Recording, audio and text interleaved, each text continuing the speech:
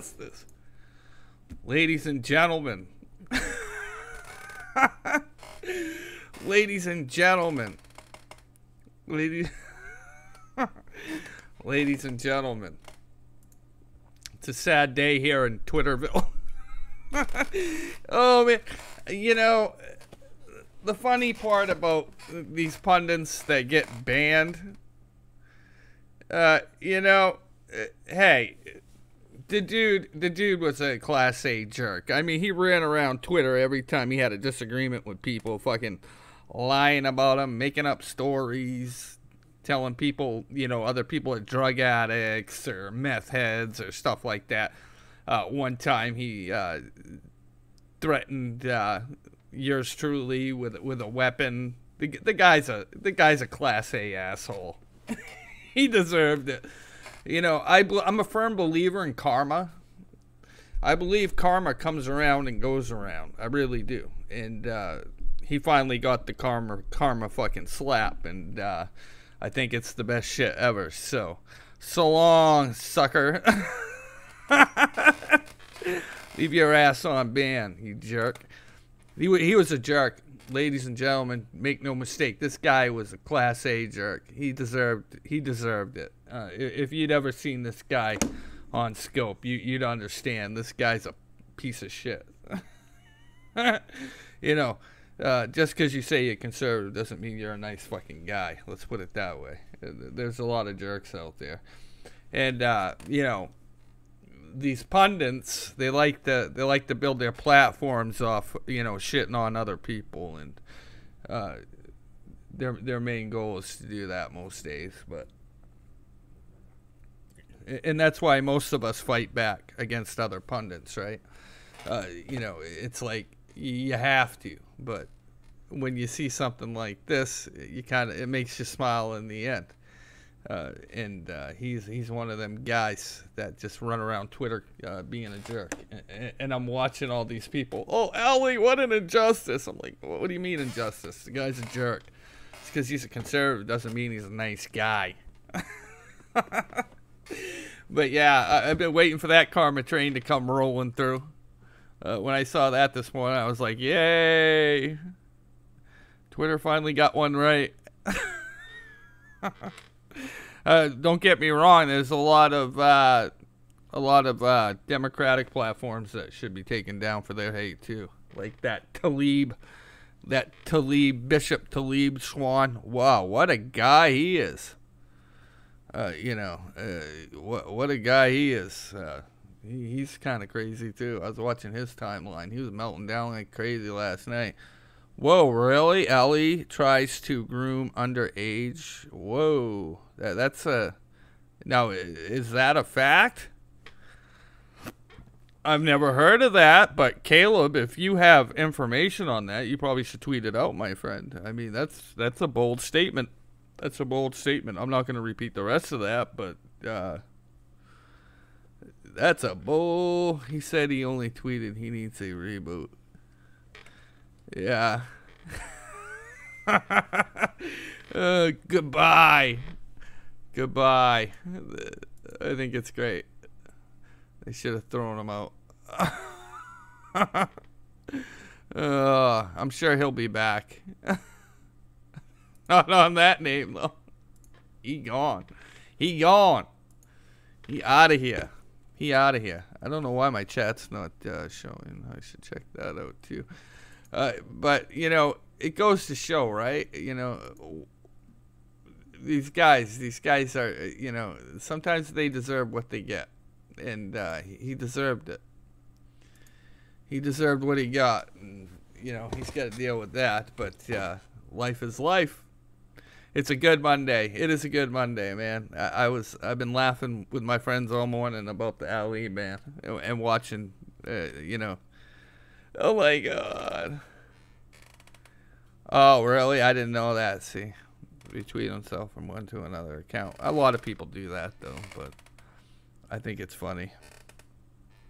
I think it's funny. Hello. Good morning, VJ. How are you? He has an arrest record. Yes, he does. He does. That's why he went after me one time, and he was calling me a meth head and this and that, because I had, we were talking one night on Twitter about pundits and, how some of them have arrest records, and, they shouldn't get all defensive about that, and me and some friends we were having a conversation about how, some of these pundits act like, they'll attack other people about arrest records and things like that, and a lot of them have arrest records, right? And they're kind of hypocritical in the sense of people with arrest records, right? I mean, if you're going to talk about it, you can't take being talked about. There's something wrong with you. So when we were talking about Ali, this was a couple of years ago, well, long ago now, but he had several, his arrest records were, credit card fraud and, a couple other things. But we were talking about that, and we were talking about in the sense of these holier than thou art figures like him and Cernovich and other people. Cernovich at one time had a charge of rape against him. Settled out of court, but there's a lot of these pundits that walk around Twitter like they got no shit on their back or nothing in their backgrounds, but in reality, most of them do, just like the Democrats, the most outspoken ones sometimes, and like I said, that they're so quick to attack other people and attack other people's platforms. You can most certainly always find something in their background, and I find that with almost all the pundits, even though I'm getting out of the pundit game as a freelance journalist or investigative journalist. If you start looking into, people and things, and you find that it's never quite what it seems in the world in the respects of Twitter and how they project themselves. And that's the funniest part of the whole thing with these pundits, right? From an investigative journalist point of view. You even find that with a lot of the other guys that are out there, within, different movements or different cliques on Twitter, such as, like a certain movement, but all of them guys also have criminal records too. Everyone from, the top promoter of a certain letter. I won't, I don't want to say names. Well, I'll say a name. I don't care. From Praying Medic all the way down to Nemos there, they all have criminal records. That's the one thing they all do have in common. And that's not a lie. I'm not making that up, that they all have criminal records. It's a common denominator. I'm not saying they're bad people, but I'm saying they all do have criminal records. I mean, it's no big secret. So when you're looking at platforms and these holier than thou art figures that seem to want to, bash other people for criminal records, but yet they're walking around with criminal records themselves. So, it's like, wow, so... Yes, or scope freezes, yeah. But I think we can begin to say you've been zeroed. Yes.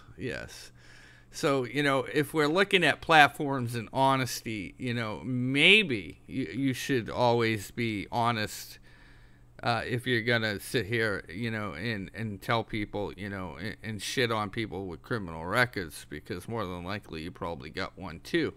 And I said this a long time ago in the world of conservatism. Nobody is without sin, and I've always said that. There's no one without sin out there, and that's why I can't stand these holier-than-thou art figures. That's the one thing that bothers me, is these people that walk around and they act like they're above everybody else, or they're better than everybody else, and that's always kind of bothered me, and I think if you have a platform and you're going to talk about other people, you should absolutely, if you have that in your background, you probably should say, look, I've had this happen to me before too. I probably should be honest with my viewers, you know, and I've found this to be a reality with most people's platforms, from Ali to Praying Medic to Nemos to all these guys.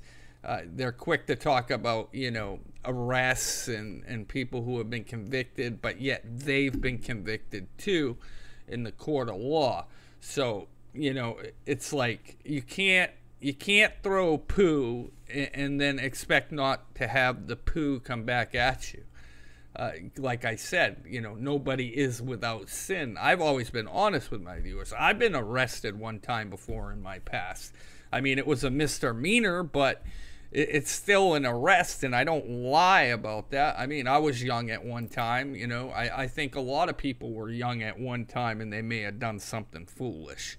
But I think if you're going to throw poo, you should absolutely own the poo you're throwing and at least tell the truth about the poo that you threw, and that you should probably take that poo and spit it back out, that it may have happened to you too. So that's the point I make on that. I've never hidden from my viewers the fact that I had been picked up one time for a misdemeanor. It is what it is, you know. Oh well. But I think you should be honest with people out there in the world. You know, I think it's.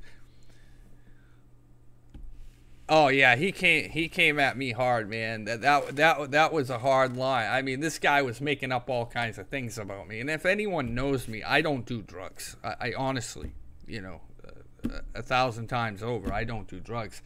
I don't believe in drugs. I don't drink. I mean, anybody can go up to Meg and say, "Hey, does Zero drink?" She'll be like, "God, he's had one drink the whole time I've been with him." I mean, this is a reality for me. I choose not to do that. And I'll tell you why I don't do that. Because in my family, there's been a couple people that have become raging alcoholics. And I always chose, by watching them and my interactions with them, I've always stayed away from drugs and alcohol, because they became different people when they were on it. And I always thought to myself, man, is this what happens to our family when we either drink excessively or get on drugs? So, you know, I've always made a point in my lifestyle not to have a drug or alcoholic lifestyle. It's a choice I made on my own. Most people that know Trump knows he feels the same way. Trump had that same kind of things go on in his family. So he chose, you know, not to drink or do drugs, because it was based on what he saw within his family. So when this guy, Ali, had made up that I was a meth addict, had no proof, mind you, not a shred of proof from any of these people. But they had smeared my name and, you know, got up onto scopes because they just didn't like me. And for about, I don't know, it lasted for around a month to 2 months. I mean, they really attacked my platform. And, you know, it's kind of disheartening when somebody takes that kind of shot at you when you know the truth, and it really pisses you off.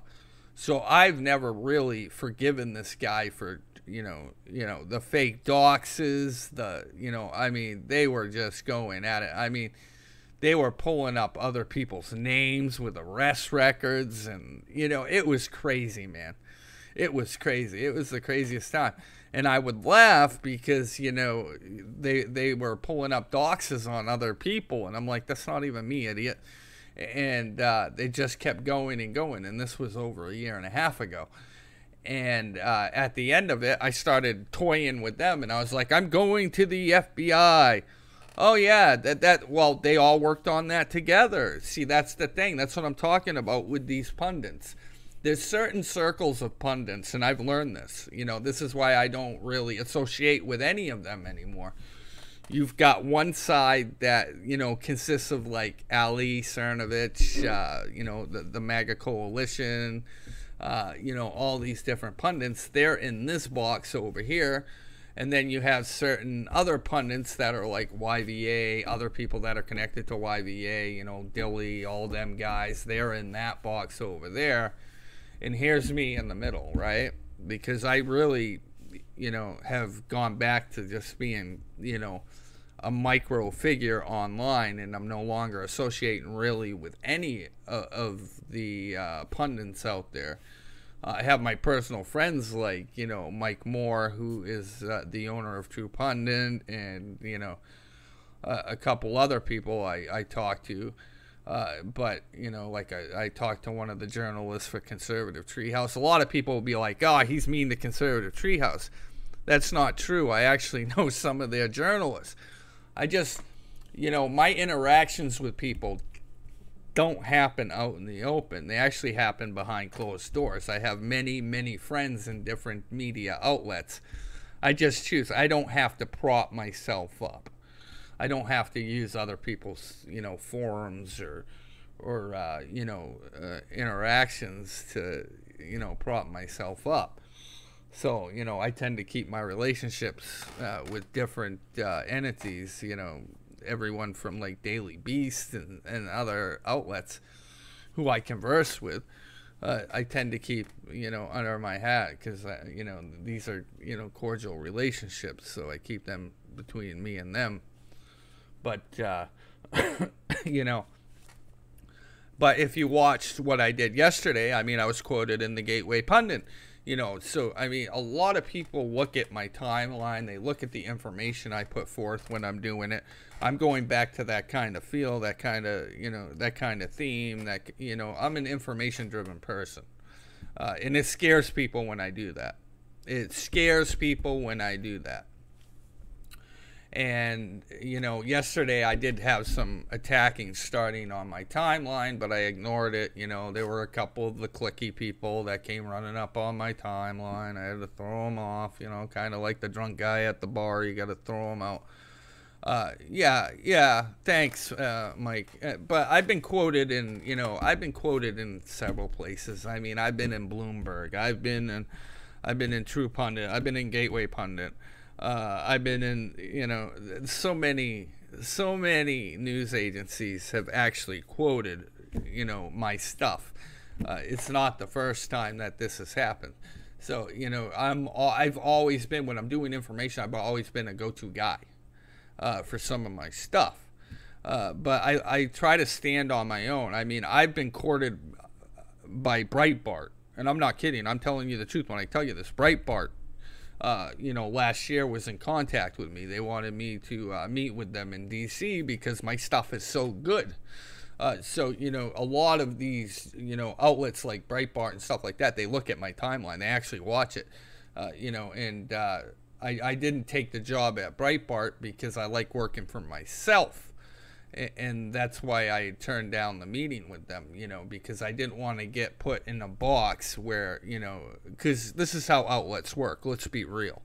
They tell you what you can look at and what you can't.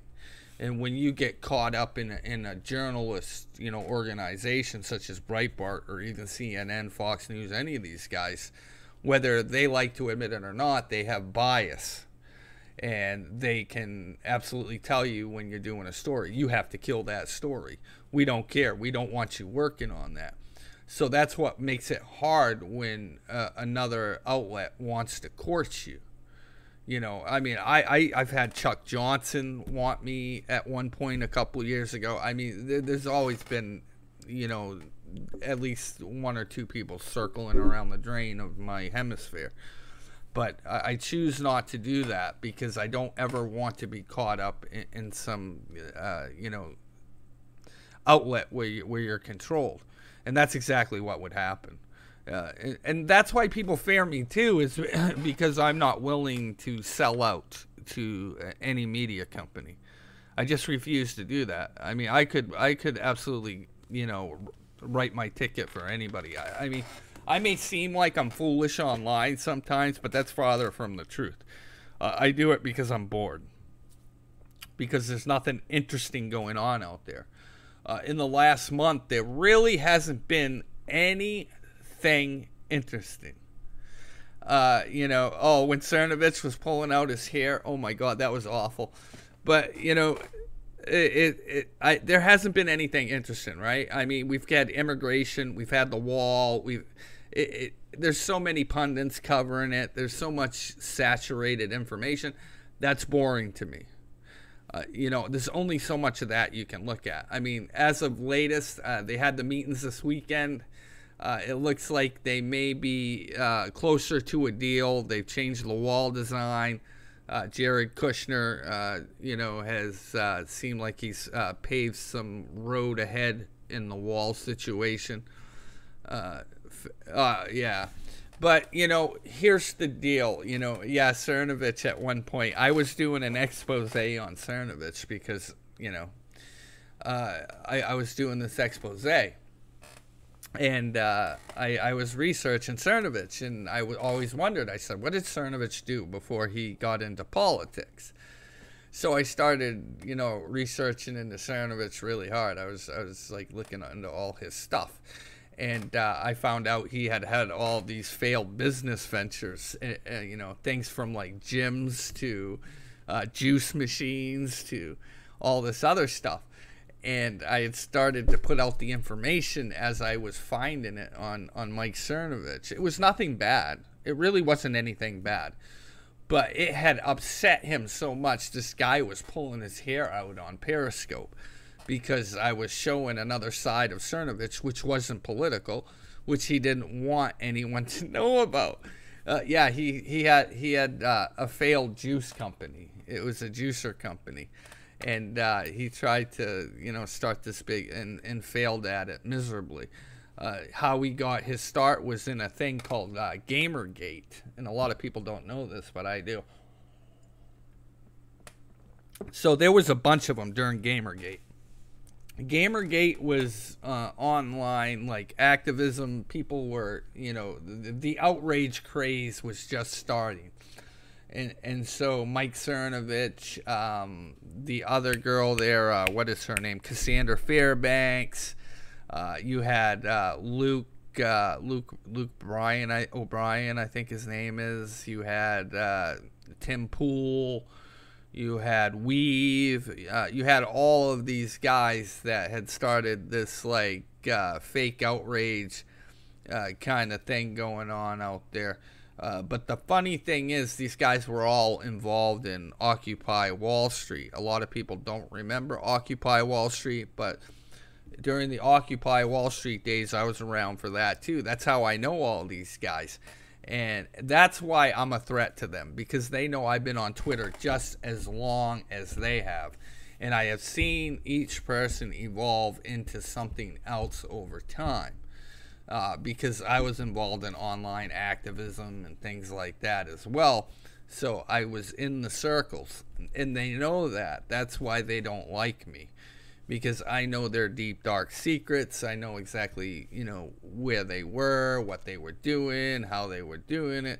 And like I said, all of these guys, they were into Occupy Wall Street. They were heavy liberals, and they try to, cover that up, and some of them are always, but Cassandra Fairbanks doesn't, to be honest. She actually is truthful about her liberal days. But the whole fact of the matter is that they started on Occupy Wall Street, and with that clique is wild to see.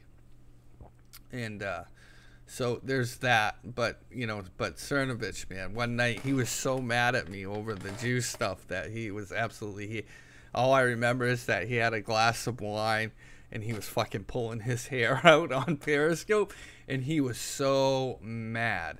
He was so mad. He put a bounty on my docs. This was before anybody even knew who I was, and nobody had my name. So because I was an anon at the time, but he absolutely put a bounty on my head online to figure out who I was. And he was the first one to start the doxing of myself. And I used to laugh because I was like, wow. So I actually had a bounty on my docs by Mike Cernovich at one time. And I thought that was one of the funniest things ever. And that's when Ali came at me because he wanted that money from Mike Cernovich, and that's how that all started. He paid, Ali to come after me, and that's and most of it was jealousy. They were very jealous of how good I was at information retention and analytical data that was out there. But those were fun days to be had back then. I used to have a lot of fun. And I would only put out facts, too. I mean, I wasn't putting out, anything fake. It was all factual stuff. And I think that's what made them mad the most, was that it was all fact. It wasn't fiction.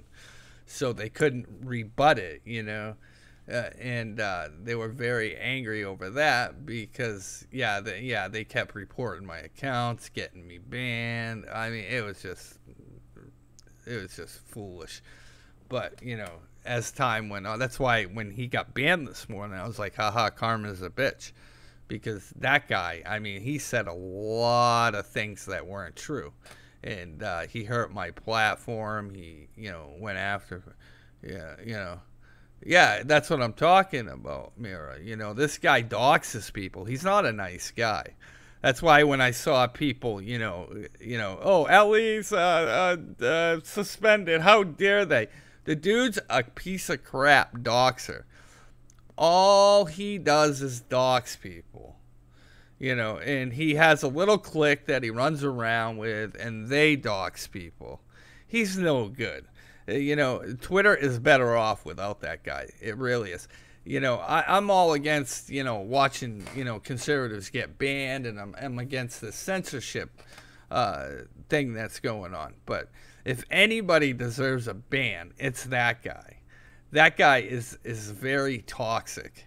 And, he thinks he's some kind of slick Willie, just because you dox people and have a fucking credit card and you pay $1.99 on Verify, it doesn't make you anything at computer skills, my friend. It just makes you a slimy slime. I mean, that's his secret. He uses been verified, to get people's information. Yeah, and then they used to try to blame me for all the doxing that would go on, but I never dox. I mean, I might say a name or something like that, but I would never give out someone's address. I would never give out someone's social security number. I would never do those things. And every time they would try to put their blames on me and be like, oh, well, you did this dox. And I would be like, show the tweet where I doxed somebody. Show where you actually see someone's address. And they couldn't find one. Well, they did find one time. Let me be honest with you. Remember that reporter from CNN that was doxing kids? Because that reporter didn't like that the kids were conservative and the reporter was doxing them. He doxed the kid for a meme. I did dox him. I'm going to be honest. I did dox that CNN reporter right down to where he was. But I did that because he was targeting children for making a fucking meme. And that was the one time they could actually link me to something. And I was like, really? You're going to link that to me? The guy from CNN who's doxing all kinds of conservatives. That's what you're going to put the blame on me on? And then they went with the what was it, the he's a racist theme. I remember that. That was another way they tried to take me down. They were like, oh, he's racist, and because I'm outspoken about some issues between white America and black America, to try to show the division in this country and the racial divide. So sometimes I'll talk about hot topics. It doesn't make me racist. It makes me aware of the situation that's going on in this country. Yeah, but they were stretching the truth, and Brian, some kid on Periscope is just now posting Ali updates. I'm sure they are. He's not getting back on. They're not going to let him back on. When someone gets banned, it's got about a 48-hour shelf life. So we'll hear about Ali for the next 48 hours, and then he's off into the sunset. Nobody's going to care.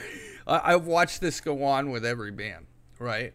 The only way people, it's got an outrage timer. That's what I call bands. They have outrage timers. You're not going to stop Twitter from banning people. It's going to keep happening. It's their platform. They own the company. This is it. I mean, we're living in an age where you have to watch what you're doing and watch who you're tweeting at. The one thing I found how to circumvent a ban and get around it is just not engage the liberals right at them. You can make a comment on a subject. Yes, usually it's an IP ban. So that's probably why he's so upset. They probably hit his IP and they took all his accounts at once. But how to circumvent a ban and not get banned. One, you don't tweet at people, especially if it's in a threatening manner or a targeted manner. This is what I've learned, and I'm trying to help people understand this is how the banning works. So try not to target people and try not to make any threats towards people. It'll get you banned. There's no way around it. They'll get you. That's why the liberals bait conservatives now, because they know they can get you, almost to the point where you're walking that tightrope. So you have to be careful now. That's how I do it. I don't tweet at people, but they come to me. See, that's the thing. You can use a hashtag or you can use a subject matter. And trust me, it'll reach your fan base. It will get them going. But you got to do it right. You can't go at somebody's timeline anymore. You got to kind of you got to kind of tiptoe around it, Oh, I'm sure he'll be on everybody's stream for the next week. I mean, this is his bread and butter, right? He's gonna cry about it for a little while, but he's well deserving of that ban. I don't care. Yeah, even what he did to me, he deserved a ban then. So he just got what was coming to him in the end. This is the guy who got on there and threatened me with a gun. I'm not kidding. He threatened me with a gun on Periscope. I remember the night, someone came, he's like, that guy just threatened you with a gun, because I didn't watch his Periscopes. I never found him that interesting. But, one night, I had like 8 users, DM me. They're like, this dude just threatened you with a gun in Periscope. And I said, what? I was like, he's a nut, And I could have gone to the police. I could have gone to some law enforcement agency, and I could have done something about that. But I chose not to, because I think Ali is a young, foolish person. So I was like, you know what? I'm going to let that go. I think he's stupid, and I think he made a comment that was just a little too far. But I'm not a jerk. I don't want to destroy this kid's life. So I said, no, I'm not going to go to law enforcement. I'll let it go. He's never made another comment like that again. But I let him know, if you ever make another comment in that manner, I'll have your ass locked up. I did make that plain and clear and simple known on Twitter, that, you can do just about anything. But if you threaten to do something like that, I will lock your ass up. And he's never made another comment like that since. But, it is what it is. Oh, he does. I don't know how people can just listen to themselves. Blah, blah, blah, blah, blah, blah, blah, blah. But yeah, so he got banned. It was a righteous ban, because he has, infractions from the past. It's just karma, man. Karma catches up with you. Poor him. I've been, I don't think there hasn't been a person that hasn't been banned. You take them with stride. You get a ban, oh well. Woohoo, big deal. It is what it is. But people care about their numbers, right? You're watching now. See, what the big issue with the pundits that are out there right now is that they care about the numbers more than the message. Honest to God, they care about their numbers. It's more about the numbers than the message. They're not politically active the way they should be. They're politically active because it's a financial thing. because they don't push the boundaries. They don't, look at Ann Coulter. Look at, you look at other people. They're pushing boundaries. But these people walk a tight rope because, they'll push it so far, but they don't want to lose those numbers. That's one of the main things you see with a lot of these pundits. They'll only go so far, but they can't lose them big accounts. That's why when I see them go down, I be like, I kind of be laughing, like, oh, you just, you lose your poor precious account. Yeah. I did torment them a little bit, but it was what it was. But there wasn't nothing that I didn't put out that wasn't factual. Everything I put out was factual. But I think some people deserve bans. Well, that's it, right? I watch them as they pick on other people and pick on other pundits. You watch it daily, and sometimes people deserve it. Turned off Eric on the radio for this. What's the matter? You can leave, dude. What's up, Doc? You having a bad day? What's going on with you, buddy? I turned off my radio for this. The fuck is wrong with you, guy? You're from Georgia. Pull your pants up. I like Doc.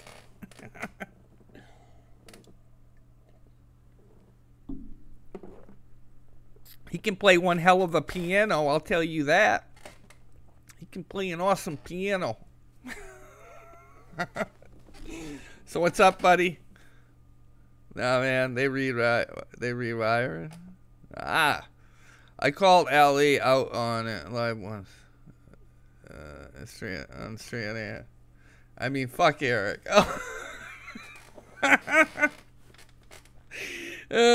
What's up, Bubbles?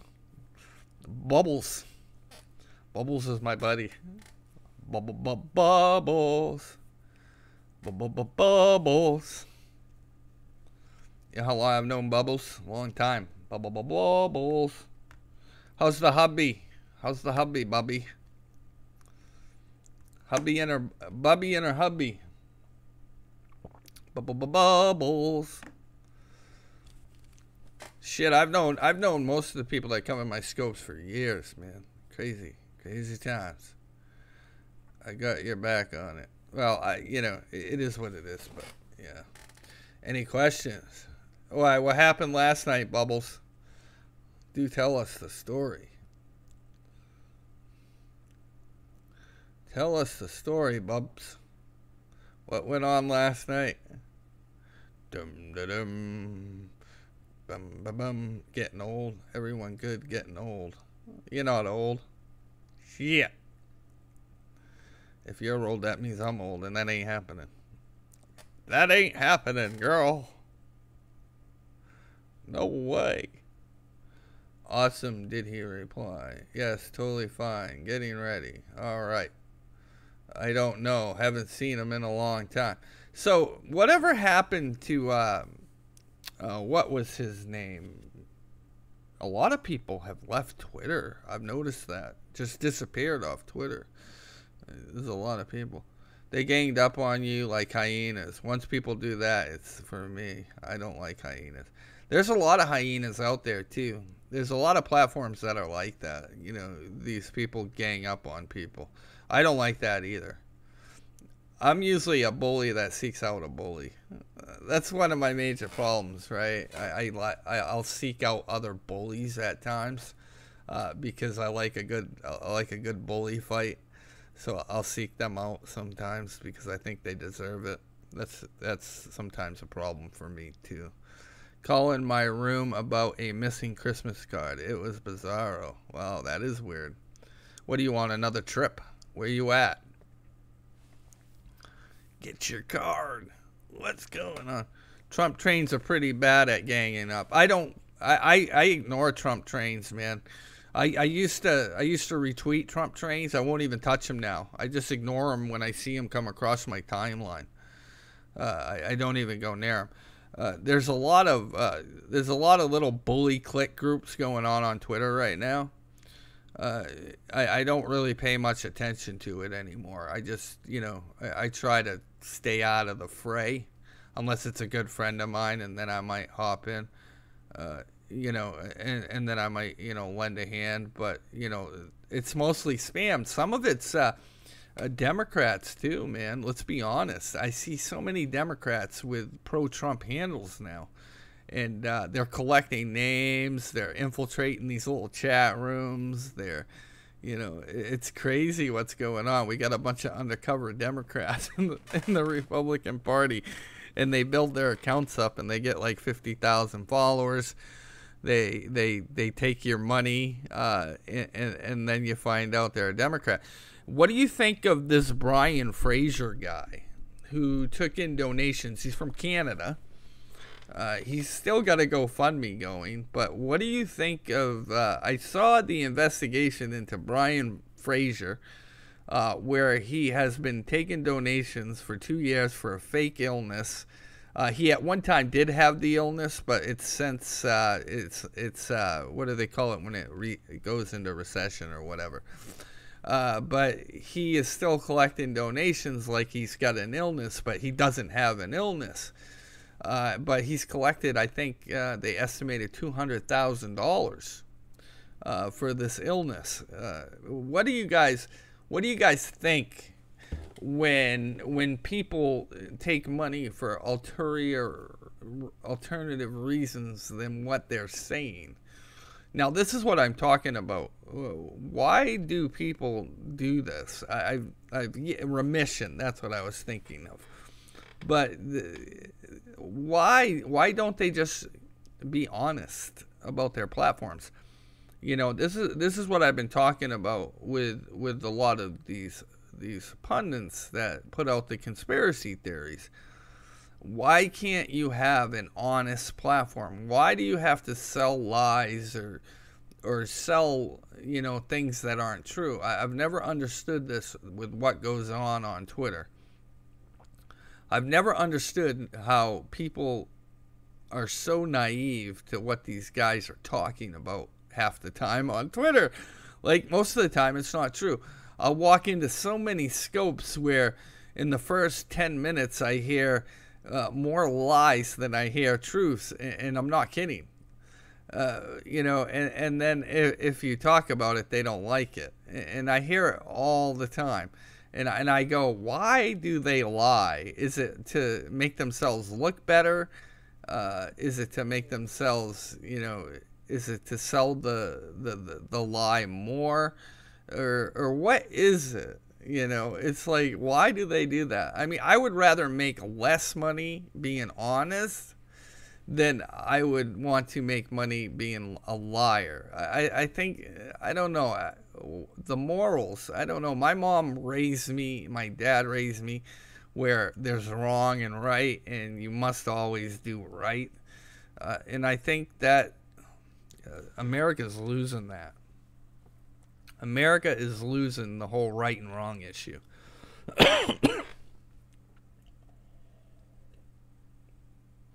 Because I remember as a kid, man, if we would lie, we knew about it. I mean, I had a dad.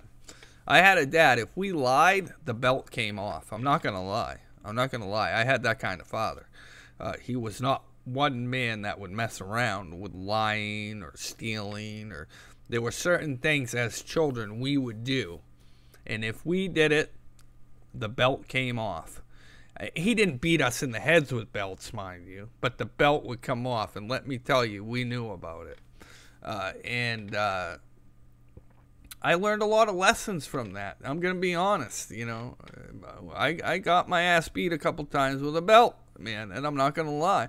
And I learned my lesson quick. My dad taught me quick, you lie, you cheat, you steal. You knew not to do that again.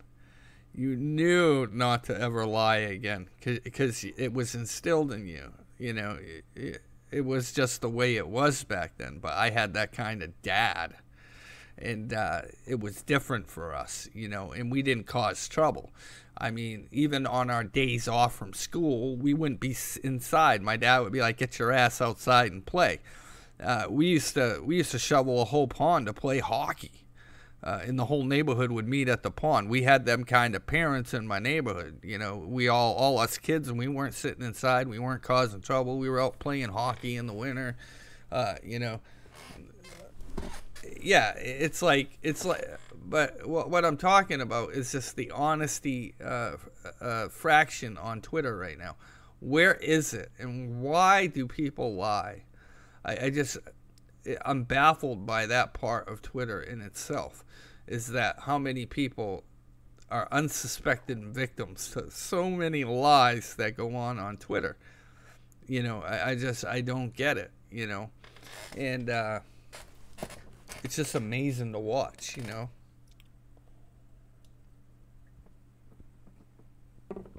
Or talking about the same thing, right? How can people listen to the same shit day in and day out? Every scope is the same right now. I can go into all these pundit scopes and hear the same thing over and over and over. And how many times can people absolutely listen about immigration, the wall, and about Mueller? How many times can you actually watch the same shit? That's like watching the Brady Bunch every day. Even with these Q scopes too. I don't know how people can watch the same thing every day. It must get so boring. Like, I could just imagine people just fucking falling asleep, hitting their head on the table, like, oh my gosh. And I don't get it. I just don't get it. But people are into it, man. They want to watch that stuff. But I just don't get it, man. I don't get it.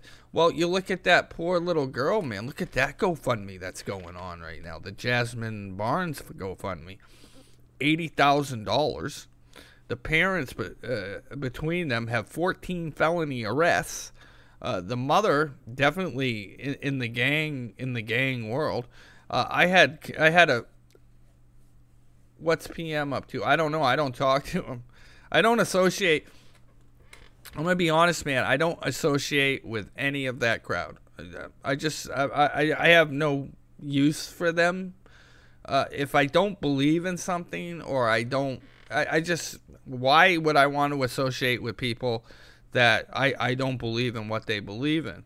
So politically, with these other pundit platforms, I have no connection with them. They're not anything I would want to associate with. So therefore, they're not my friends, or they're not my. I have no use for them, and I don't find the information that they put out relevant for me. I don't find it interesting. I think it's just regurgitated stuff from 2016. I'm way beyond that, and they're not my cup of tea anymore. It's not that I don't like them; it's that I've outgrown them, right? I think you outgrow certain situations and certain things, and a lot of the pundits I've outgrown around me, and I find their information's just useless. I mean, I can look at the same thing over and over and over and over again, and you know, be like, okay, you know. But I think I've outgrown the pundits, like, you know, Praying Medic and a lot of these other guys that are around, because, like I said, they talk about the same shit. It's never anything different. And I can, you know, if I want to watch it, I can go watch, you know, 5 scopes, you know, their first 5 scopes, and get the same shit. So I think after a while, you know, I mean, we're talking, you know, the mass arrests, the sealed indictments, the blah, blah, blah, blah, blah, blah, blah. I mean, we've heard it all before, folks. I mean, are you just going to keep watching the same? Like I said, it's like a Brady Bunch rerun. You're just watching the same thing over and over again. So really, they don't do anything for me. They're not informative to me. You know, they're just, what it seems like, it's hope porn. And, you know, it's like watching a porn channel over and over again as a 16-year-old. It really does. What's it do for you? What's it do for you? There's no new information, right? I mean, nobody's been arrested. Nobody's been indicted. What are you reporting on? What are you giving the public that they don't know? You're not giving them anything. You're giving them the same information they had last week. It's crazy, you know. And that's the whole thing with this political shtick that's going on. It's all the same stuff from everybody, and that's why I'm bored of it. I'm bored in the land of politics itself. I mean, I like other avenues, you know. I like, you know, real world news. I like, you know, there's crime, there's culture, there's this, there's that. There's not just the gambit of politics. And there's so much more out there to look into. Like, I've been looking into the Houston stuff that's going on in Houston. Well, come to find out, in Houston, I've learned a lot of facts about the gangs. I never knew there were so many gangs there. There's actually like 15 prominent gangs in Houston. I didn't know that, but now I do. Also, I didn't know there were 20,000 gang members in Houston. From, you know, the Crips, the Latin Kings, the MS-13, the Bloods. There's 20,000 of them. In 2018, 10 children were murdered in Houston by gangs. Yet it never made the mainstream media. They never talked about it. There was never a story written. There was never anything. Just this weekend alone, a little boy was at a park playing, and he was shot by a gang. And the kid was at the playground, like, you know, swinging on the swing sets, sliding down the slides. He gets shot. That didn't make the news. But yet, because this one little girl, tragic as it be, Jasmine Barnes, gets shot, the mom and the other people say it was a white guy. It makes the national news. But yet, the child who was shot at the park this weekend, you didn't even hear about it. I had to actually go dig for it. And I mean dig for it to find the story about it. So we're living in a world where if it doesn't have white attached to the front of it and its violence, you know, upon black people, it doesn't make headlines. It doesn't even hit the radar. But it's the same kind of tragic story. A little boy playing on the playground, you know, shot, you know, by these gang members. But yeah, it's not talked about. So when we look at the dynamics of what's going on in Houston, it's a war zone. It's becoming much like a Chicago. And I didn't know that. This is the first time I learned about it. I was like, wow. And they've kept it under the rug for the long time, you know. When I read the statistics, I was like in absolute amaze that there were that many gang members in Houston. I was like, wow. And we're talking Texas, cowboy country, right? And then the gangs have totally infiltrated. Jack Abbott need to clean them gangs up or do something. Because the gangs seem to be out of control in Houston, right? And I don't know, but sanctuary city, right? So we're talking a sanctuary city where it's led by Democrats. You know, it seems like wherever there's a Democrat running shit, the cities are run amok with crime, gangs, violence, you know. It's just crazy. You ought to check in St. Louis. Yeah, I know St. Louis is a terrible thing too. So isn't Detroit. I mean, anywhere you look where there's a sanctuary city, you'll find the gang violence. It's just absolutely, it's saddening that there's just, you know, and you got to feel for the kids. I mean, I sent out a tweet yesterday that some people got upset about. I was talking about Jasmine Barnes, and I said it's a wonder. It is a wonder that the other 6 children are still alive after reading the demographics of the area those kids are growing up in. It's a wonder they're still alive. Absolutely amazing that this is going on. Gainesville, Georgia, overrun with MS-13 in small towns. Wow, I didn't know that either. I live in Georgia, as you know, Doc. I don't know. I don't look. I know there are some crime statistics here, but I've never looked really heavy into it. I ought to because I live here, but I don't go looking for trouble where I live. I don't want to know if it is. But you know, I live in a good area of Georgia. It seems there's not much crime. The people are friendly. I've never had a problem. You know, I've been here over a year now, and I love it. I'll never go back to the north. I can tell you that. I love the south. I'm here for life. I'll be a lifetime resident now. I wish I had moved here 20 years ago. It would have changed my life probably immensely if I had done that. But you don't know till you try it, right? So, you know. But once I tried living in the South, I'm absolutely in love with the South. I've never, you know, just the whole dynamic of the environment between the Northeast and the South is so much different. People are happier. People, you know, tend to, you know, it's a slower way of living.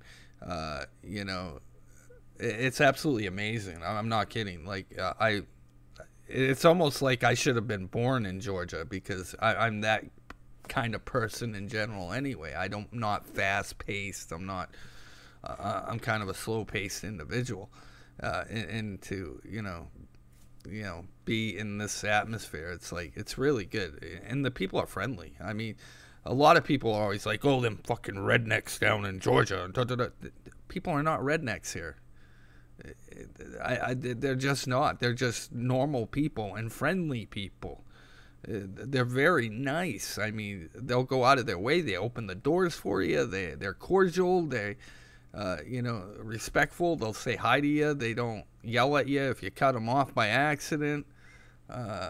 She's good. She was on Saturday. But I've not had one bad interaction here in Georgia at all. I haven't had one. And I hiked from Georgia to Maine last year, Fountain of Youth. I would like to try that because I'm from Maine and I know that's where the Appalachian is. I would like to try that maybe at some point, but that's a long ass journey. But yeah, you can go from there to there. But like I said, in the South, I found everything to be so much better. So much better. And the great thing about where I live, I'm not kidding, I have around probably, I would say, 15 to 20 police officers that are my neighbor. I could yell from my front porch and I would have 3 cops on my front porch within minutes because that's how close they live to me.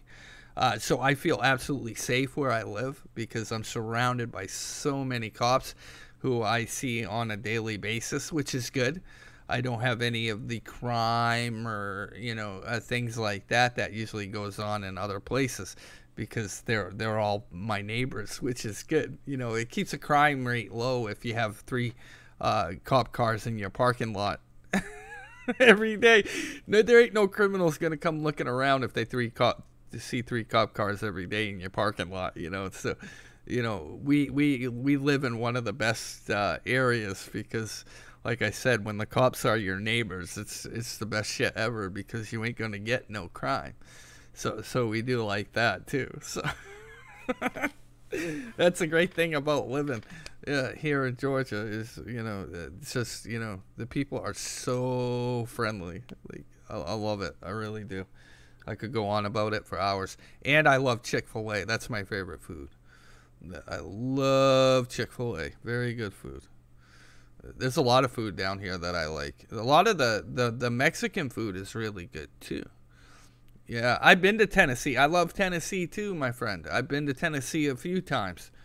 I went to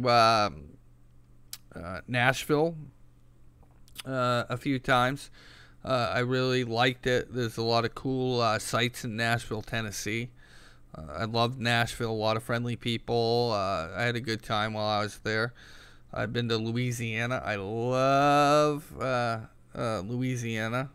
Louisiana's got great food, great people. You know, there's a lot of southern states that I love. I've been to Mississippi. Had a good time there. You know, Mississippi was a fun time. Went fishing down there. I went fishing off the Mississippi coast before. That was a good time. So, you know, I live in St. Louis and dream of moving to Eastern Tennessee. You should do it, man. You should do it. You know, I tell everybody now that I've done it, now that I've moved to the South, don't talk about it. Just do it. Just do it. You know, you can, you know, I find that people will usually just say, I really want to do that, but they never do it. My advice to people that want to live in a different part of this country, if you're stuck in a blue state and you want to get to these red states where the way of life is so much better, just do it. Don't even think about it. Just say, I'm moving down south, goodbye. You know, and just do it. You'll thank yourself later. Within a year, you'll be like, oh my gosh, I wish I had done it sooner. You know, and even if you can't do it from where north, I'm from Maine. I grew up in Maine. I mean, it's not a bad place. Maine's not bad. I have nothing bad to say about Maine. It's just that Maine has become kind of liberal in the sense of, you know, we have some really bad problems coming into Maine.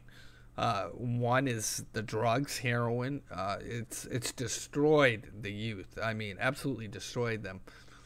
You know, kids are dropping other kids off at hospitals, on sidewalks. You know, kids are ODing and dying in hotel rooms. I mean, it's crazy what's going on in Maine right now. Also, we have a town that is close to the country setting where I have a house with one of my brothers.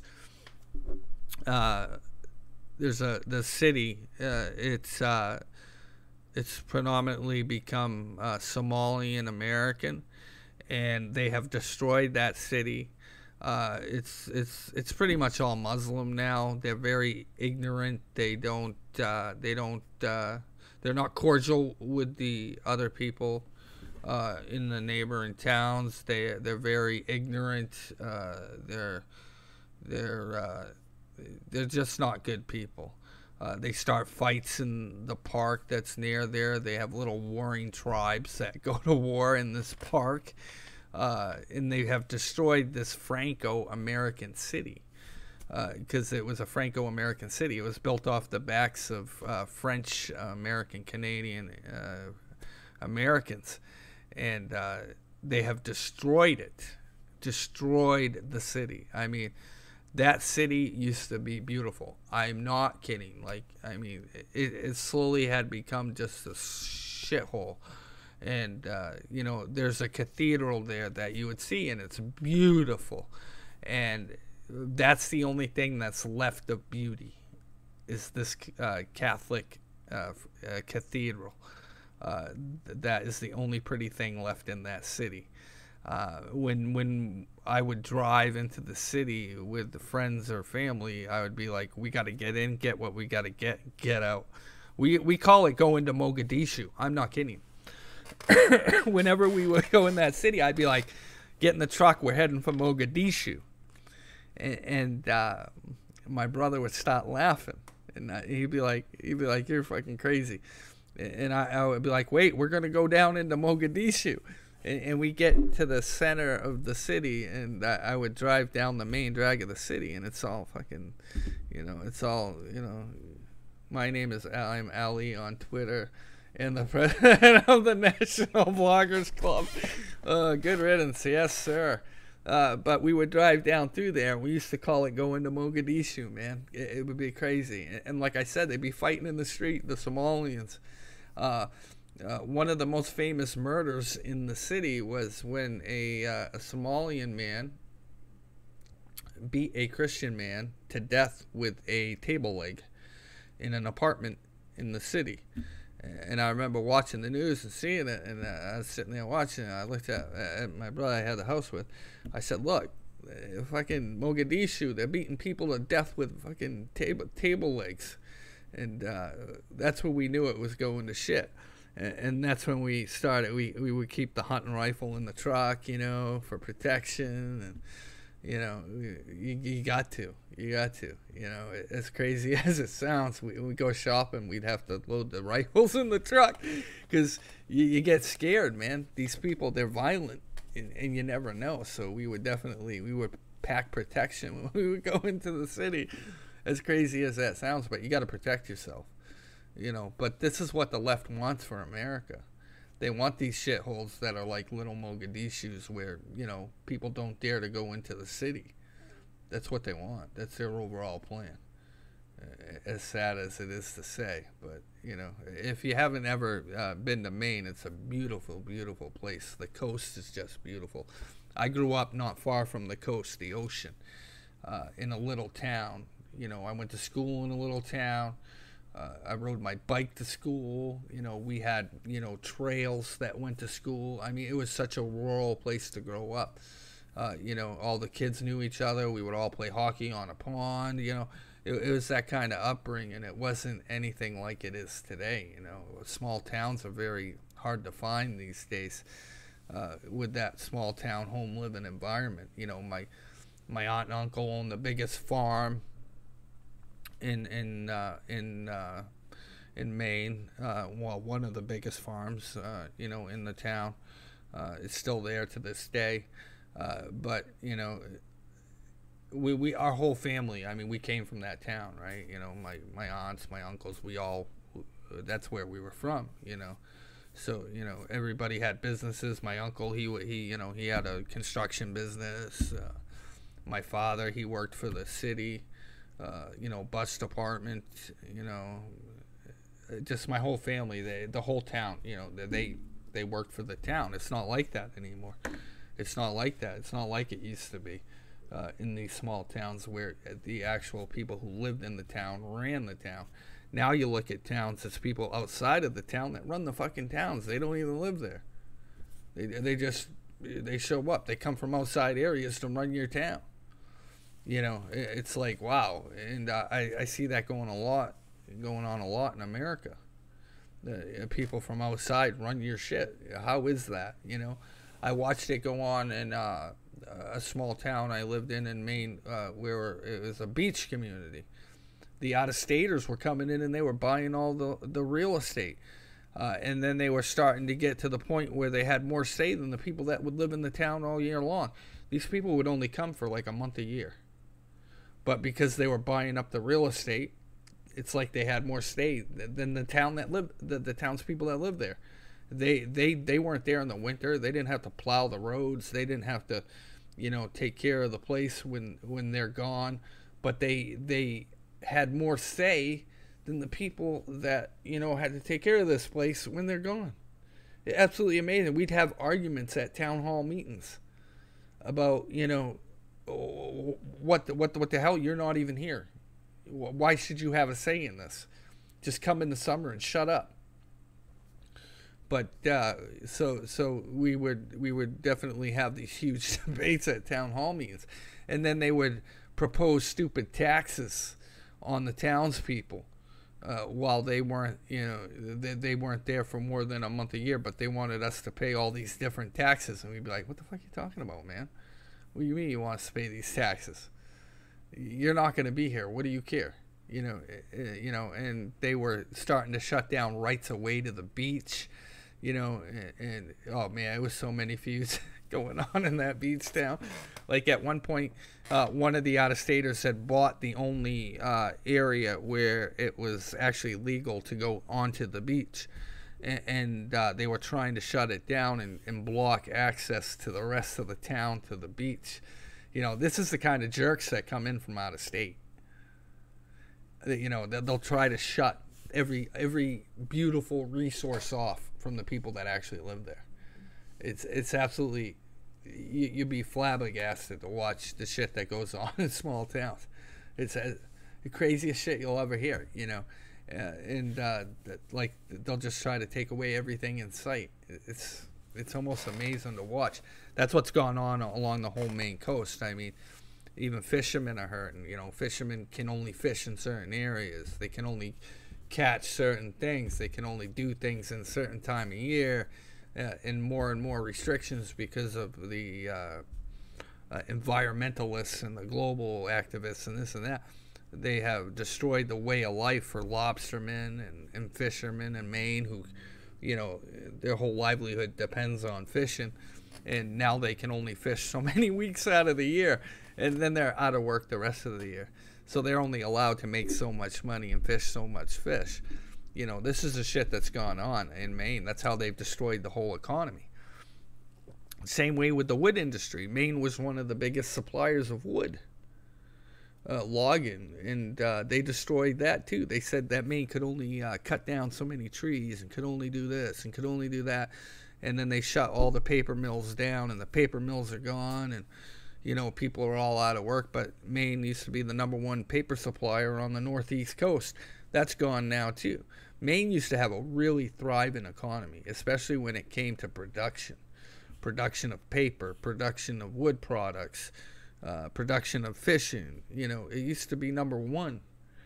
And because of all of these, you know, regulations and things like that, it made Maine poor, you know, and then we got, you know, these politicians like Angus King and other guys that they don't understand that manufacturing is the backbone of that state, and without it, it doesn't have no way to prosper, because, you know, let's face it, nobody's going to Maine in December to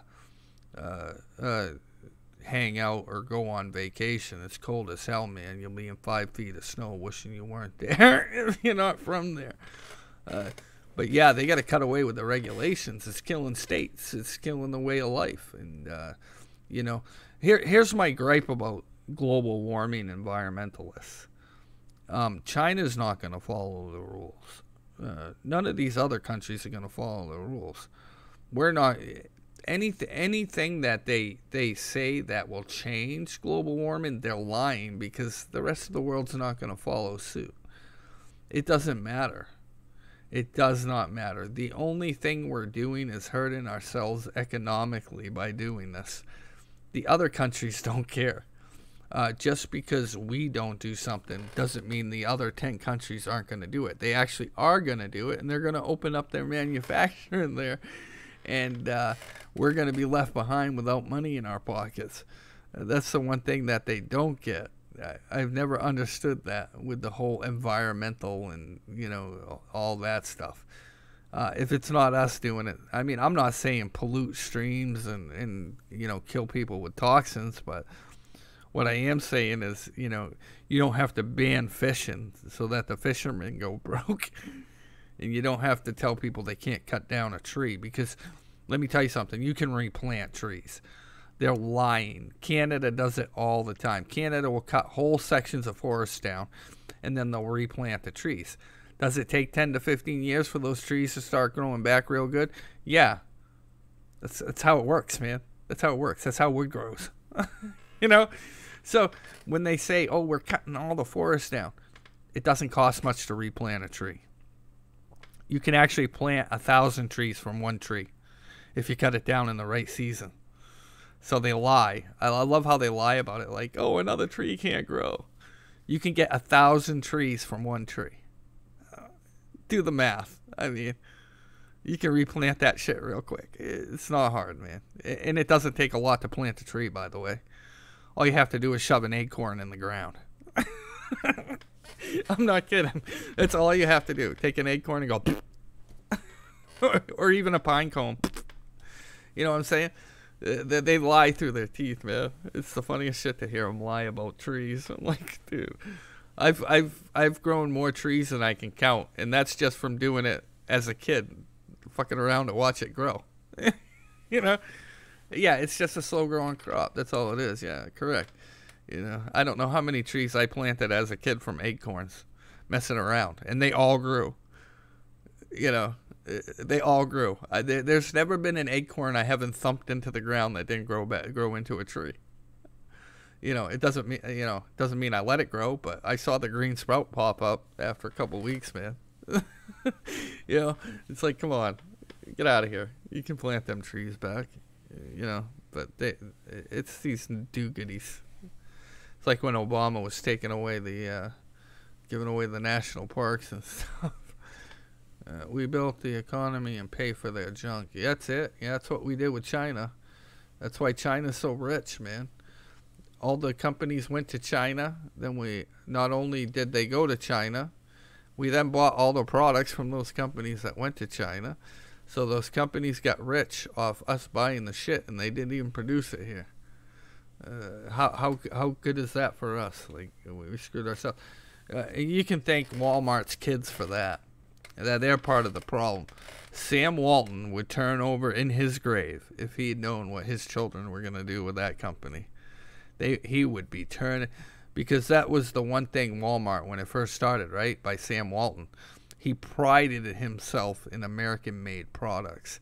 He wouldn't even have a product on the shelf of Walmart unless it said made in America. And the kids totally shattered the whole image of Walmart. Walmart got famous for the fact that it was a made in America company. And for some reason, I mean, they wanted the money, I guess, but they destroyed the image of that company. I'm sure if he could come back to life tomorrow, he would be like, what have you done? Not that it's not successful. I think he would be more pissed that, Walmart took away the profit sharing and took away the American-made product. Because I don't know, did you guys know Walmart used to do that? The guy who owned it actually would share his profits with his workers. He would give them all bonuses, plus he would give them shares in the company. And you didn't. It was an opt-in where you could get shares to the company. They don't do that anymore because they found out that employees actually work their ass off for those shares in that company, and then they finally took it away.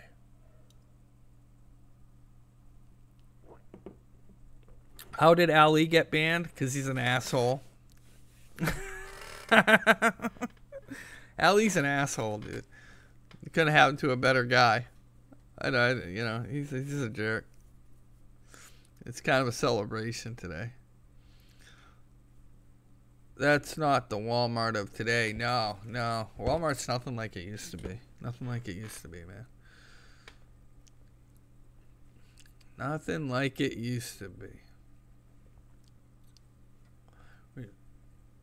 He has great scopes. I try to be on par with different subjects. Oh yeah, we should be. Renewable coal is amazing, but the Democrats, they like the, it's safer than oil when you think about it, burn wise. Coal is actually safer. Ellie took too much acid. Too woke now. Yes, Ellie took too much acid. So, I'm hoping to start my calls back up tonight. We'll see how it goes. Oh, thank you. God bless. I like it when people come in. I like it, because I like to talk about the other subject besides that. Let's see, what else? Any other questions? It's been a great scope.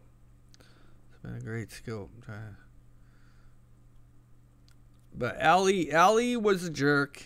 Ali got karma'd. That's all. Ali got karma, man. He was a jerk. He's a jerk on scopes all the time. And he would pick on a lot of people. That's karma, man. Karma comes after you after a while, man. Ali was very mean to people. That's all it was. It was karma. Let this be a time for Ali to reflect on the way he treats other people. Especially the lies he tells about people. I think he should go reflect on that for a while and ask himself, why did I get banned? Probably because you're a jerk, dude. I've been banned before. I'm not saying I'm not a jerk. But, hey, that's life, man. Take your ban and move on. But he's definitely a bully, he's definitely, like he attacks people's character, even if it's not true. So he got what was coming to him. I don't feel bad for him. Hey, things happen. Welcome to the real world, buddy. This ain't the world you can walk around in and, slander everybody in sight and think you can get away with it. Hey, karma. catches up to you just like everybody else. He has an obvious, yeah. Well, see, this is the thing, you know. I mean, let's be real, okay? I'm gonna say something, and this isn't racist, okay? It isn't racist, and I'm gonna make something clear. Black conservatives are hard to come by. Black conservatives are hard to come by. Some black conservatives are really nice people, but other black conservatives are fucking douchebags. Ali happens to be that black conservative fucking douchebag. He is no Christian Lamar. He is no Christian Lamar. Christian Lamar is a very, very good man. But that guy Ali, he is a piece of crap. And he's a jerk. And he got what was got. But the only reason he even has the popularity, because it's not his personality. It's not his personality. It's because he's black. Let's be real. If he wasn't a token black conservative, the masses wouldn't even attract to this guy. He's just an asshole. But because he's a black conservative, he gets the attention. That's it. There's no special thing to it. It's because he's black. And you know, that's not racist. That's just a fact, you know, because, you know, you watch how people handle themselves, and you watch people like Christian Lamar. Christian Lamar's a good guy. I mean, go listen to his scopes. Go listen to Christian Lamar, what he has to talk about. It's always upbeat. It's always about topics that matter. He doesn't use his race to get by. He doesn't use, you know, any tactics. He's a good, genuinely guy, and it's because he's a good guy. I don't like to put people into racial aspects, but when it's the case of like Ali and people like him, they're assholes, and the only reason they're getting by is because, let's face it, they're black, you know. And I've seen that with a few of these pundits that, you know, are of different races. And, you know, the only reason they're getting away with what they're getting away with is because of who they are. Same with some women. Let's be honest. Let's really get this out there. Let's talk about this. Some women who are pundits only get by because they're women. You know, it's not because they're awesome. It's not because they're just fun people. Because, you know, some of these women pundits, they're assholes too. But the only reason they're getting by is because they got a vagina. I watched one lady pundit who's kind of into the Twitter political world. Last night, she did this, and I saw it. She was on a little video clip. She lifted her shirt and showed her boob, and you could see part of her nipple. True story. This is one of the. I'm not gonna say her name, but she did that. But I have seen as of late with the lady pundits where they're jumping up and down. Their boobs are going up and down. They're pretty girls, right? But they're using their sexuality to get by. It's not that they're smart. It's not that they're intelligent. They're showing their tits and ass. They're showing their tits and ass to get by. And I think that is, you know, they're not here for the political things. They're not here for the politics. They're not here for the news. They're here to make money off their bodies. You know, I don't want to out them publicly. It's out there. You can go find it. But, you know, I've seen it in some scopes as of late, you know, where, you know, it's titties and ass time with some of these pundit ladies. And, it's getting worse. And, you know, I saw it happen during the Twitch years with the gamer girls. They did the same thing. The tits and ass for the games and stuff. If you're a gamer or been in the gaming realm at all, you know what I'm talking about with Twitch and the Cladley women who were, gaming in their fucking, in their lingerie. I know you know what I'm talking about, Mayor. But at one time on Twitch, the girls were getting on there. They were practically stripping. And it was, the kids weren't going in those channels to watch them game. They were going in for a strip show. And they would get the donations because they were stripping on camera. Finally, Twitch caught on to what these girls were doing, and they started banning them because they were like, wow, these girls are up on Twitch streaming.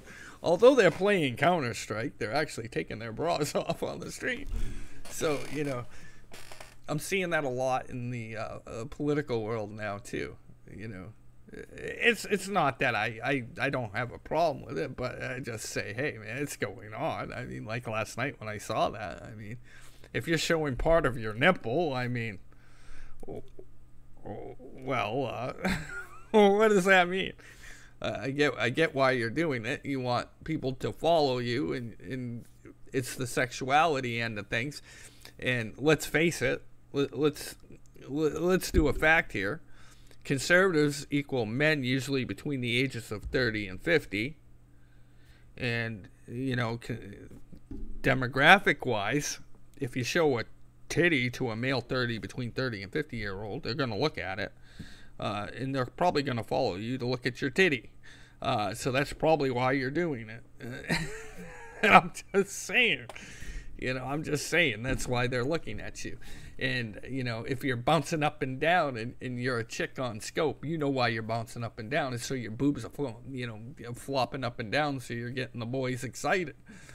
And I'm seeing a lot of that lately. It is what it is. But let's be truthful. People aren't listening to you for your opinions. They're looking at your tits. And that's the truth. Hey, I got to tell the truth, right? These are called facts, but, is what it is. But I've seen a lot of that lately. I don't say much about it, but, it's like that in anything, right? Sex sells. So, people are going to use it, People are going to use it. And no, Candace Owens, I have never seen do anything sexually on, it's got nothing to do with her. It's some of the other ladies. You can look around Twitter. You'll figure out who they are real quick. Just watch their body mannerisms. You'll definitely get it. You'll see. Yeah, you'll see. You'll notice them. They're out there. Or leaning way in for cleavage shots. Yeah, you see it all the time, man. You see it all the time. Wearing low cut, V cut blouses, so their titties are half hanging out. Yeah, you see it all the time, man. Sex sells, man. Sex sells. They know it.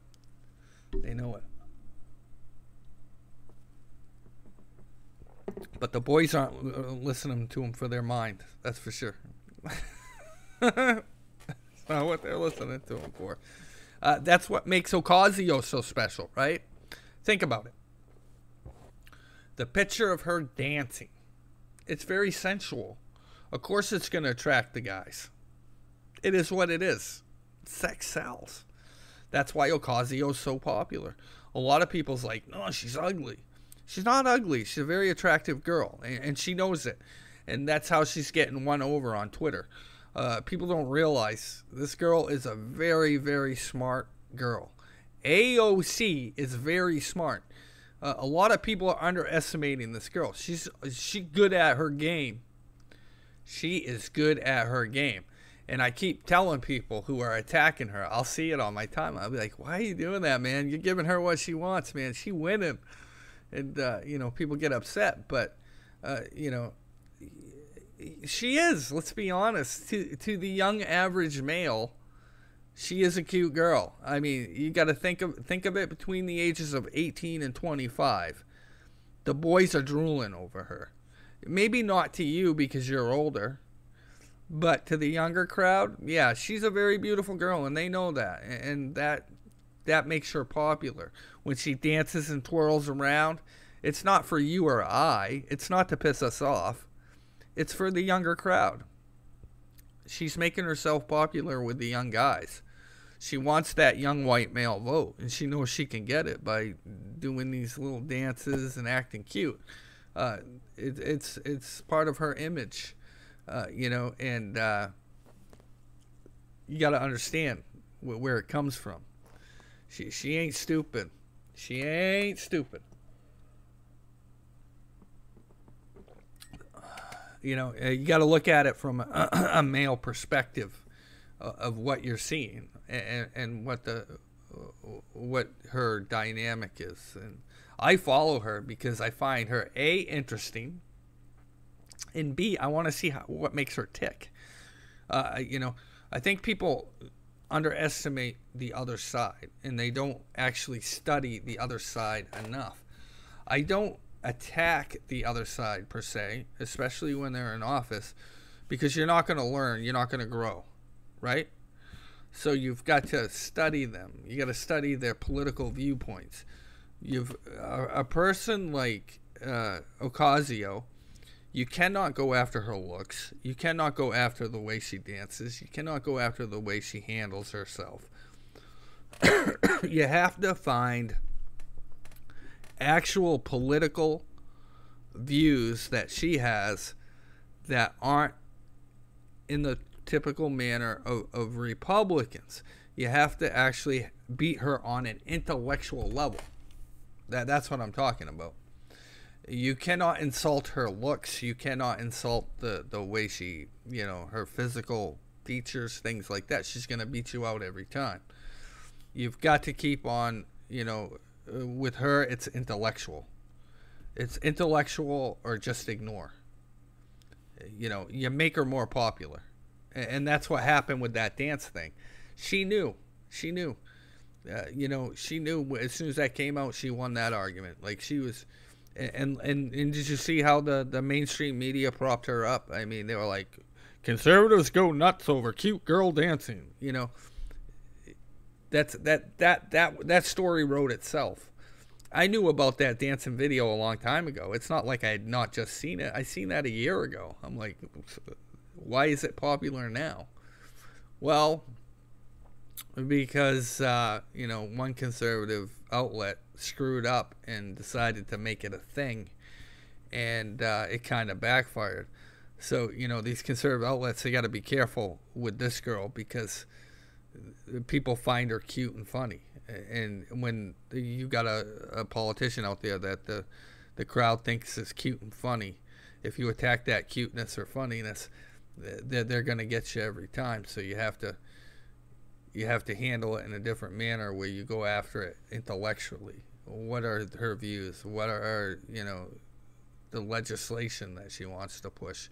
Where does she stand on certain political issues? That's where you get her. Because here was something that I heard great from her, okay? So we're going to talk about Ocasio. She had made a few tax suggestions that were actually pro-conservative, and only a few of us caught it. But she had actually made these points, and we were like, holy shit, you're part conservative, you just don't know it. And so we were pointing out the fact that she wanted to first tax college endowments. She wanted to tax part of the church. I mean, she had these tax things that she wanted to tax. And as conservatives, we've always been like, yeah, tax the shit out of these liberal colleges because they get a free ride.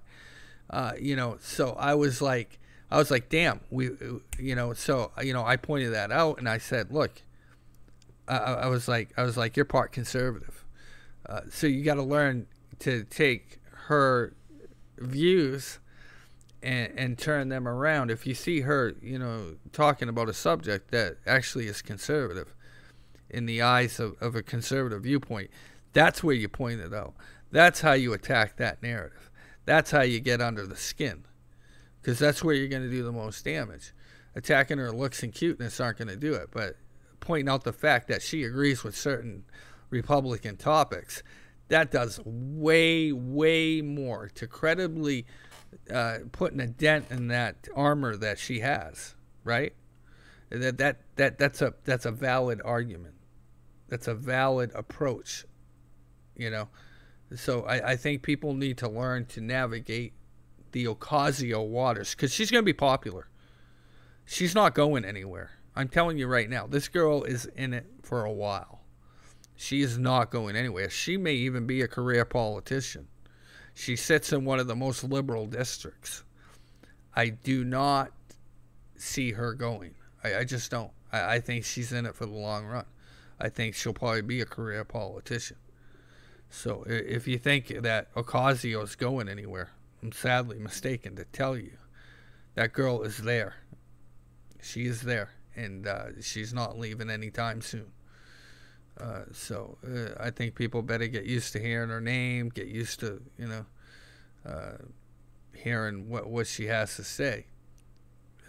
She's not going anywhere. She'll probably run for president one day. Who knows? Yeah, she's a likable character. That's one of the things, She might be dumb, but she's dumb like a fox. I was saying this the other day. I was talking about her with a friend of mine. I said it's not that she's stupid. It's just she's dumb as a fox. What I mean by that is, she plays the part. She's actually very intelligent, but likes to play like she's dumb, right? Oh, look at me, twirl my hair, and then she comes at you with quite intelligently when she wants to.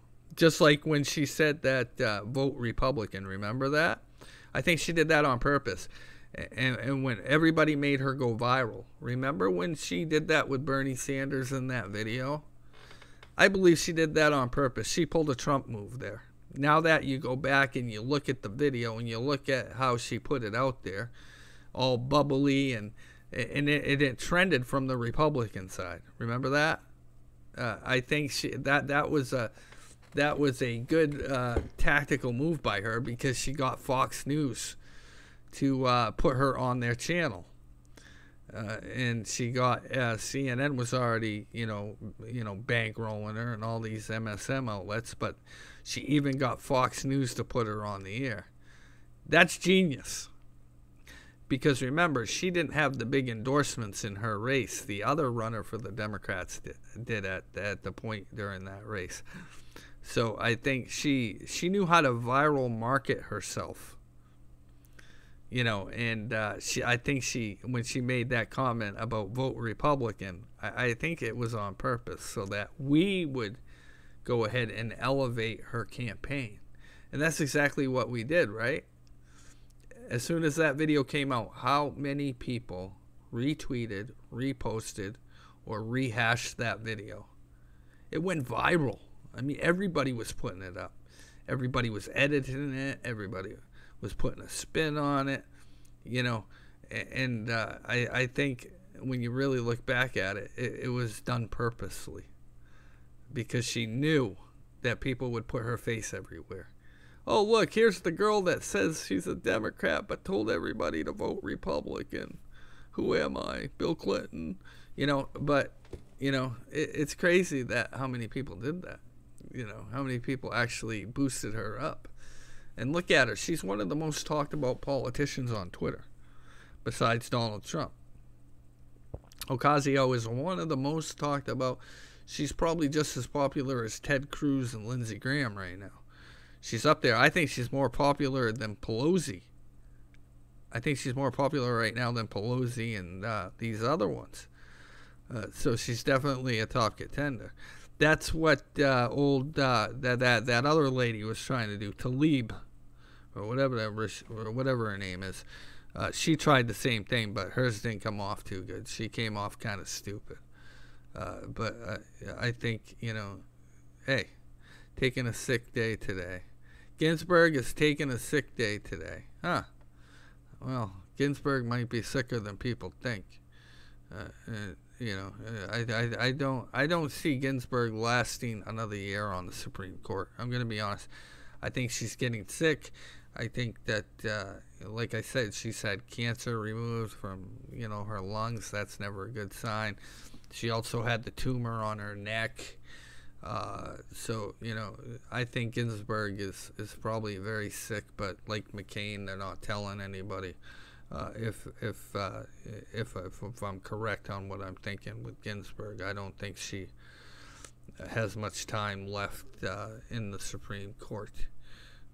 But we'll see what happens there. I don't wish nothing upon anybody, but I do think she is not going to be in the Supreme Court much longer. Yeah, and they're putting out the movie. Yeah, but well. Oh, he had brain cancer. Yeah. But she's had a spot on her lung removed, and she also had a tumor on her neck. She's fallen down. She broke her ribs. She's getting up there, and she's elderly. And at some point, I think the Democrats are making her hang on. I think deep down she probably wants to retire and enjoy herself, but I think to the Democrats, that Supreme Court seat is so important to them that if they lose it, they're gonna melt down, right? So I think she's been talked into staying in that seat for as long as possible. They definitely don't want her leaving that seat in Trump's first term. Is what they want her to hold out for as long as possible through the first term.